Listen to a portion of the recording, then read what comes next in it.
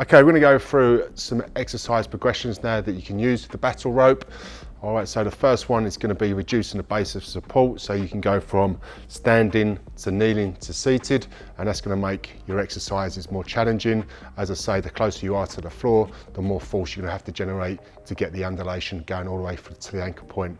The next one is the range of movement. So we're starting off with small waves, where we might just go from waves from the hip to the shoulder, and then just get a good solid foundation with your power going from the hip to the shoulder.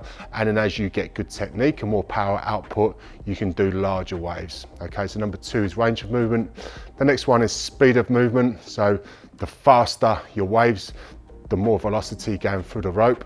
Okay, that's another way that you can make an exercise more complex. Also as well, if you're doing, say, a body weight type movement as well as the waves, okay, so if you take, say, a lunge and a wave, you could increase the speed of movement of the lunge. So if going from a lunge wave to a jump lunge wave, so increasing the speed of movement that way is going to be more explosive, and you've got less time to react. So you've also got another way of creating more complexity in the exercise there.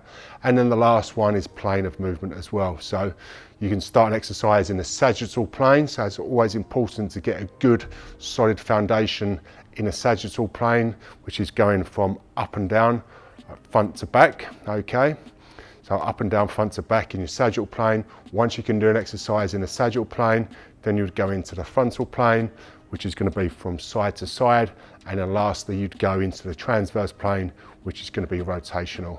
So throughout this course I've tried to give you as many examples of the different progressions for each exercise as I can, but if I haven't mentioned all of those different progressions for every single exercise, just know that they're the 4 main ones that you can use, and then you can just have a play with those in your own training.